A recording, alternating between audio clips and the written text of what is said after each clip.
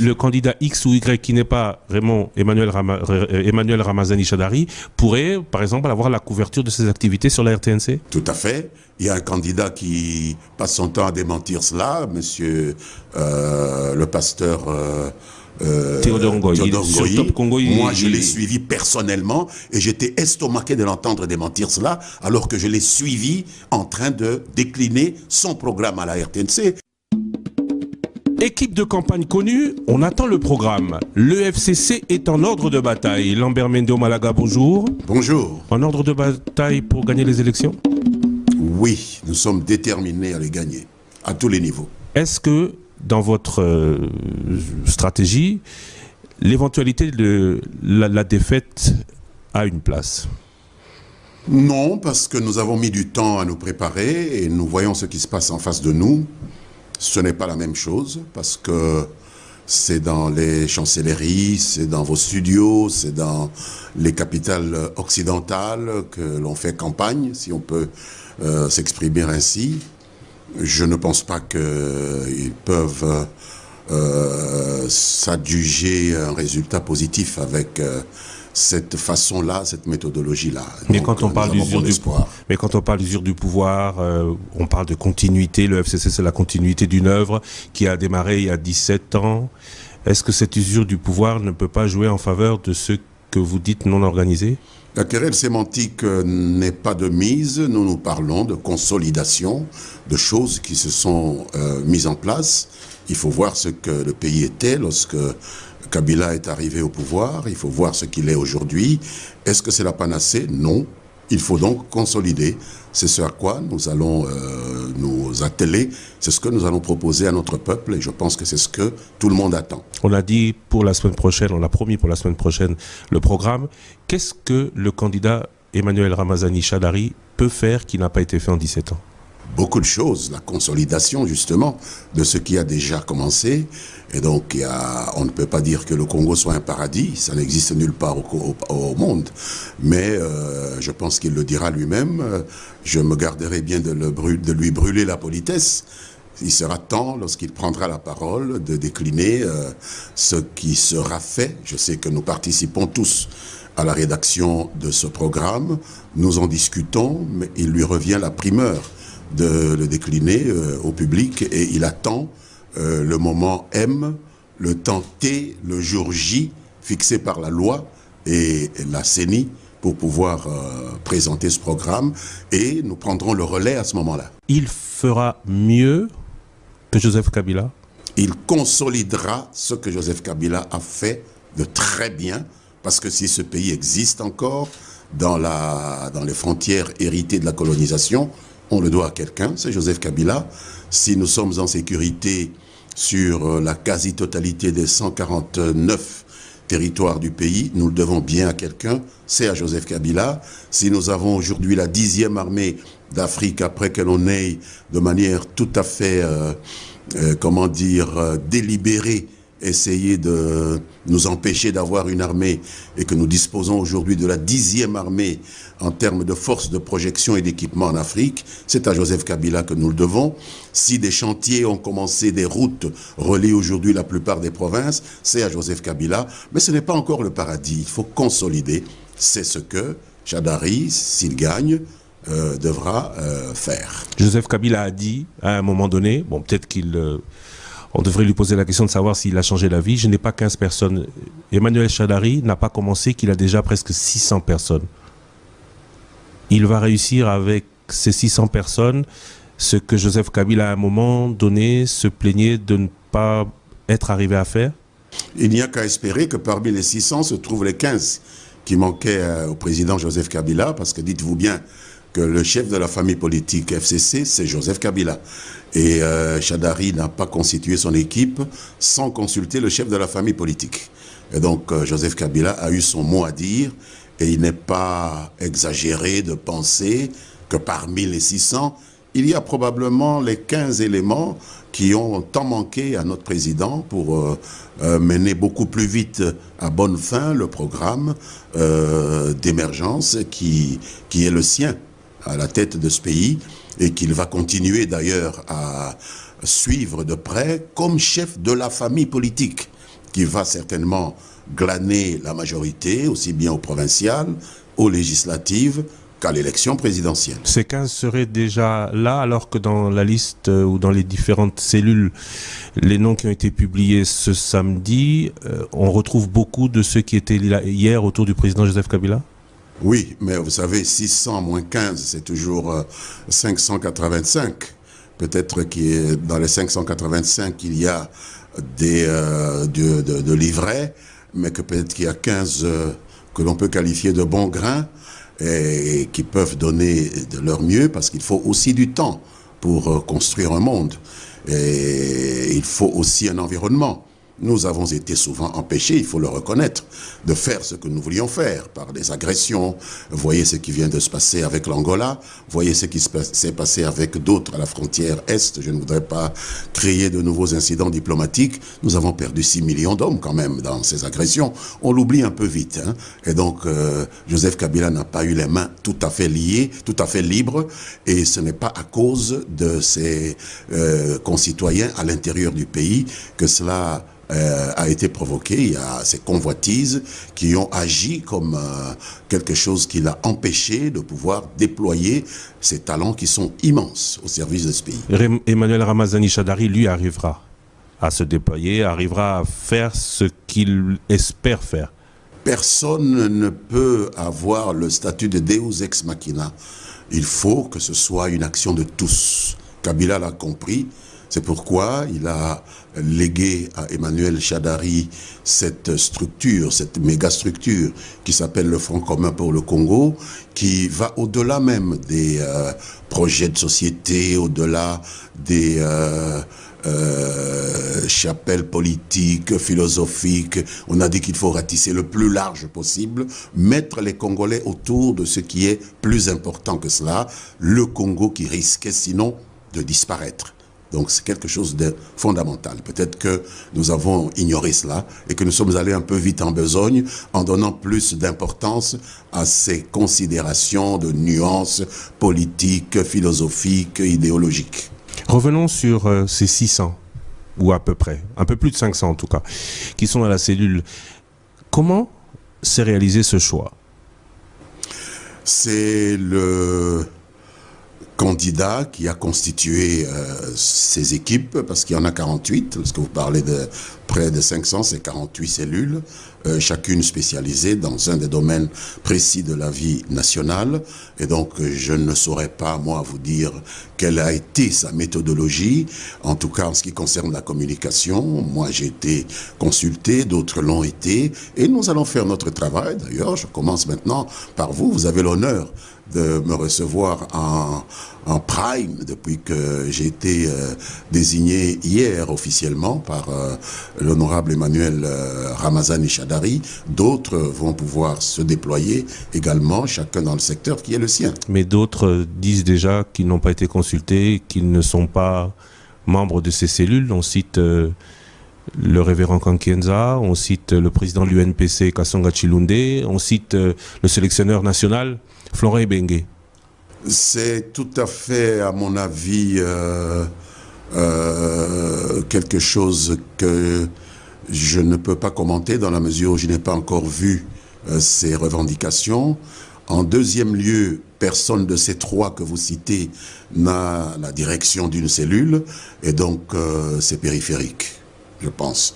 S'ils n'ont pas été consultés ou qu'ils n'ont pas été suffisamment consultés, je pense qu'ils s'en expliqueront avec l'honorable Shadary, qui est le superviseur, qui est celui que nous tous, nous sommes appelés à conseiller. Après tout, nous ne sommes que des conseillers de M. Shadary. Et donc, si quelqu'un a vu son nom sur la liste des conseillers de celui qui va porter les couleurs de la famille politique Front commun pour le Congo sans avoir été consulté, ben, il va informer M. Shadary qui va le remplacer immédiatement et ça ne sera pas avec de grands dommages puisque à ce niveau-là de membres simplement de ces équipes-là, ils ne sont pas ni coordinateurs ni rapporteurs et donc ça ne pose pas de problème particulier. Mais ce sont quand même des intervenants de choix, président de la corporation journaliste, sélectionneur national, très au fait du sport, président de l'association des églises de réveil. Je vous dis que je ne peux pas commenter parce que c'est vous qui me dites qu'ils ont dit qu'ils n'ont pas été consultés. Je préfère l'entendre moi-même de leurs oreilles. Je préfère en discuter avec notre joker, Monsieur Chadari, et vous dire exactement ce qu'il en est.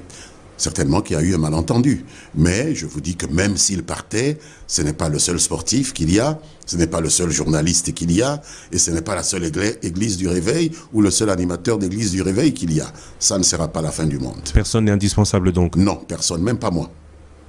Vous êtes au gouvernement, avec vous beaucoup du gouvernement sont dans ces cellules. Est-ce qu'il n'y a pas mélange des genres? Non, pas du tout. J'ai entendu ça et ça m'a beaucoup étonné parce que nous sommes dans un pays où notre référentiel, c'est la loi. Alors, on ne nous dit pas quelle loi interdirait à un ministre de faire campagne pour un candidat président de la République. La loi nous autorise, par exemple, moi qui suis ministre, à faire campagne pour moi-même. Je suis candidat député national dans ma circonscription. Alors, je ne vois pas où la loi a précisé que je pourrais faire campagne pour moi, mais qu'il m'est interdit de faire campagne pour le candidat président de la République. Oui, mais quand c'est sincèrement quelque chose qui est tout à fait à côté de la question. La problématique, c'est de prouver que j'utilise les moyens que l'État met à ma disposition pour faire mon travail de ministre, pour faire soit ma campagne, soit la campagne de M. Chadari. Vous m'avez accueilli dans votre parking, vous ne m'avez même pas vu venir avec un chauffeur de l'État, c'est le chauffeur de ma femme qui m'a amené dans la voiture privée de la famille. Donc il ne faut pas raconter des histoires. Il y a la cellule décrispation et mesures de confiance. Est-ce que cette cellule aura pour tâche notamment de sécuriser ceux qui, quand ils auront affaire au ministère de l'Intérieur, auront aussi affaire à celui qui, chez vous, aura ou a la charge de sécuriser les élections? Je pense que la cellule qui concerne la décrispation et les mesures de confiance concerne tous les Congolais. Il y a des Congolais qui estiment qu'il n'y a pas assez de mesures de décrispation. Il y en a d'autres qui estiment que les mesures de confiance ne sont pas équitablement réparties. Moi, par exemple, ou le candidat Chadari, nous sommes frappés par des sanctions que nous avons trouvées complètement illégales prises par l'Union européenne sur des pressions qui ont été faites par un État européen, la Belgique, et qui a été encouragé par beaucoup dans l'opposition et dans la société civile proche de l'opposition. Et nous avions demandé qu'on puisse, par mesure de décrispation, nous mettre sur le même pied d'égalité que d'autres candidats. Mais jusqu'à aujourd'hui, rien n'a été fait. Et donc, M. Azarias Rouberois, qui est un excellent avocat, peut aussi prendre en charge ces cas-là. Parce que nous avons aussi des revendications. Pourquoi est-ce que nous n'avons pas la même égalité, le même traitement d'égalité? Pourquoi est-ce qu'un de mes adversaires a pu se permettre devant un de vos collègues de dire que j'étais un criminel recherché par la justice européenne? Alors que c'est faux. Pourtant, il y a des sanctions européennes qui ont été prises contre moi de manière tout à fait injustifiée. Et donc, je crois que la décrispation n'est pas passée par là. Peut-être que dans l'autre camp aussi, certaines personnes estiment que la décrispation n'est pas suffisante. Et donc, M. Rouberois sera chargé d'envisager la possibilité de rencontrer les revendications des uns et des autres. Il n'y a pas qu'un seul camp qui recherche la décrispation. Vous disiez sur Top Congo il y a quelques jours, pourtant, qu'en ce qui concerne la décrispation, tout est terminé, tout va bien, tout a été... Ce qui devait l'être, l'a été réalisé. Oui, pour nous, ce qui devait être l'a été, mais il y a des mesures qui ne dépendent pas de nous. Ce n'est pas nous qui sommes l'Union européenne qui avons pris des sanctions contre nous-mêmes. Or là, vous avez des mesures qui continuent à produire leurs effets, puisqu'on les utilise même contre nous dans la campagne. Vous comprenez, il n'y a pas égalité de traitement. Au niveau congolais, il n'y a pas totalement décrispation. Au niveau congolais, la décrispation... Au niveau congolais, tout ce qui pouvait être fait au plan légal l'a été fait, parce que nous avons dit, on ne touche pas à la Constitution. C'est d'abord ça qui a été dit. Et la Constitution consacre l'indépendance du pouvoir judiciaire. C'est pourquoi, en matière de décrispation, pour des gens qui ont maille à partir avec la justice, nous avons constitué cette commission de hauts magistrats qui a décidé que pour une certaine catégorie, c'était possible. Des mesures ont été prises par les hauts magistrats, pas par nous. Comment un gouvernement pourrait-il statuer sur le sort de personnes qui sont à la disposition des cours et tribunaux? Mais pour d'autres, que ce n'était pas possible au regard de la loi. Les cas emblématiques dont on a parlé... Emblématique, Christian, c'est un terme utilisé par les avocats de ces gens-là qui sont en prison. Ce n'est pas un terme qui figure dans l'accord. Les cas emblématiques. Pourquoi est-ce qu'il serait emblématique? Par rapport à quoi? Pourquoi est-ce qu'il serait différent d'un autre citoyen? Notre Constitution garantit l'égalité de tous devant la justice, devant les institutions publiques. Donc là, dans l'accord, il n'y a pas d'emblématique. Dans la Constitution congolaise, il n'y a pas d'homme emblématique. Mais laissons-leur le choix de leurs mots.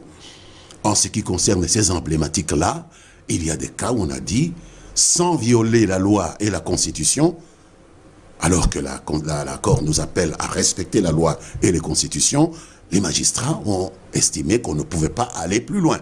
C'est tout simplement cela. Revenons sur cette cellule décrispation et mesure de confiance. Je reviens à la question. Le chef de la cellule sécurisation, c'est le ministre de l'Intérieur. Le ministre de la Défense figure dans cette mesure de conception. Aussi, oui. Oui, c'est le ministre de l'Intérieur, l'ancien chef, le ministre de la Défense, l'ancien chef d'état-major de l'armée figure dans cette commission. Vous allez sécuriser ces élections comment? Quand le ministre de l'Intérieur Nous avons parlé de camp. sécuriser les candidats. Parce que nous avons un problème aussi. Moi, aujourd'hui, je suis victime d'une campagne malveillante de la part des opposants qui me présentent comme un criminel. Vous comprenez? Ça, c'est plutôt la cellule juridique qui, d'ailleurs, est dirigée par le directeur de cabinet du président de la République. Il n'est pas impossible aussi que, allant faire campagne, je me trouve en but à des gens qui, par malveillance, cherchent à m'empêcher de me déployer. Donc cette cellule-là pourrait faire la liaison avec les services compétents qui sont la police. Donc le ministre de l'Intérieur qui a autorité sur la police, le ministre de la Défense qui a autorité sur l'armée, agirait en priorité pour des membres du FCC au détriment des autres candidats, puisque membres de ces cellules. D'abord, le ministre est un homme politique. Je vous signale qu'il est candidat quelque part. La Constitution ne le lui interdit pas. Alors, il faut prouver qu'il a utilisé ses pouvoirs de ministre ayant la tutelle de la police pour favoriser notre famille politique. Je ne pense pas que c'est le cas. Moi, je suis ministre de la Communication. Et je peux vous donner des exemples d'opposants qui ont eu accès aux médias, etc. Vous ne prouverez jamais que moi, j'ai donné une instruction à la RTNC, par exemple, pour ne recevoir que des gens de mon camp. Oui, mais ça ne m'empêche pas de faire ma propre campagne ou la campagne de mes amis. Oui, mais à la RTNC, puisque vous avez abordé le sujet, à la RTNC, les opposants se plaignent de ne pas avoir de visibilité autant que le candidat Chadari. Je suis en mesure de démentir cela parce que je connais des opposants qui passent régulièrement à la RTNC et il faut faire la part des choses entre la publicité et la fameuse visibilité. En termes de campagne, la campagne n'a pas encore commencé. Pour l'instant, c'est des gens qui vont, dans le cadre du service commercial de la RTNC, vous payer et on fait passer votre... Aujourd'hui, le candidat X ou Y qui n'est pas Raymond Emmanuel Ramazani Chadari pourrait, par exemple, avoir la couverture de ses activités sur la RTNC? Tout à fait. Il y a un candidat qui passe son temps à démentir cela, monsieur le pasteur... Théodore Ngoyi. Moi, je l'ai suivi personnellement et j'étais estomaqué de l'entendre démentir cela, alors que je l'ai suivi en train de décliner son programme à la RTNC. Pas plus tard qu'hier, le porte-parole de l'UNC de monsieur Kamere Jolino Makelele a pu participer à un débat du début jusqu'à la fin, et c'est tous les jours que nous voyons des opposants participer. Et j'ai reçu même des plaintes de vos collègues de la RTNC qui se plaignent des rendez-vous manqués avec beaucoup de leaders de l'opposition qui les invitent à venir prendre la parole et qui se déclinent à la dernière minute et qui se désistent à la dernière minute. Donc mais, ce n'est pas du fait de la RTNC. On ne va pas aller avec un fusil pour les prendre, ou on ne va pas empêcher la RTNC d'émettre parce que des gens de l'opposition se désistent. Donc ce n'est pas du fait de la RTNC, c'est du fait de l'opposition elle-même. Mais c'est elle-même. C'est elle-même qui est, pour beaucoup de gens, ils estiment qu'être vu à la RTNC, c'est peut-être être qualifié de pro-pouvoir, etc. Donc c'est eux-mêmes qui ont peur d'être vus à la RTNC. J'ai l'impression. Financement. On a vu ce qui s'est passé au Stade des Martyrs. Certains parlent de 10 000, 5 000 francs congolais remis contre leur présence sur place. Mon Dieu. Qui va financer ce qu'on appelle déjà cette méga structure du FCC? Qui va financer votre campagne? Tout d'abord, il faut rappeler que nous sommes une structure très composite. Nous avons la majorité de parlementaires. Ce ne sont pas des gens qui sont dépourvus de moyens. Nous avons plus de 200, 250 partis politiques qui ont leurs cotisations. Nous avons des hommes d'affaires qui font partie de notre famille politique. Nous avons des ministres. Moi, je cotise dans mon regroupement politique, même si je ne le gère pas, je cotise. Lorsque nous décidons d'un événement comme celui d'hier, il y a une sorte d'émulation qui se met en place où nous voulons montrer chacun sa visibilité, son importance. Et donc, chacun est chargé de mobiliser selon les moyens qui sont à sa disposition. Et moi, je sais que chaque fois que des événements comme ça arrivent, notre président national, M. Mouswanza, qui gère nos fonds, signe un chèque, nous prenons de l'argent de notre caisse et nous louons des bus pour transporter nos militants. Qu'est-ce qui l'empêche? Est-ce qu'il y a une disposition qui empêche cela? Au lieu de perdre notre temps en des arguties sur ces questions-là, nos amis d'opposition feraient bien de parler programme. Les amis de l'opposition qui se le plaignent, notamment quand il s'agit de la compagnie de l'État Transco, à qui vous avez loué les bus. C'est une compagnie commerciale, oui. Qui avait mis ses bus à l'entretien quand il s'agissait de sa marche à elle, de ses organisations à elle. Ça, je ne sais pas. Vous poserez la question à Transco si vraiment elle a mis ses bus à l'entretien. Mais je vous préviens, il faut faire attention avec tous ces racontards. Moi, on m'a déjà tué plus de 19 fois dans les réseaux sociaux. Je suis bien en vie devant vous. Donc ces racontards-là, parfois lorsque vous vérifiez, vous vous rendez compte que ça se termine en eau de boudin. Il n'y a rien de concret. Ça m'étonnerait que Transco mette tous ces 500 bus à l'entretien. Mais Transco est une entreprise commerciale qui veut faire du bénéfice. Et donc c'est ce que l'État lui demande. Et lorsque Transco a des clients qui veulent louer ses bus, Transco ne peut qu'en être satisfaite. Donc il faut arrêter cette histoire-là d'inventer n'importe quoi. Même si nous avions loué 200 bus, ça n'aurait permis de transporter que 7200 participants. Mais on a fait plus de 120, 150 000 personnes. Et alors le différentiel, il serait venu comment?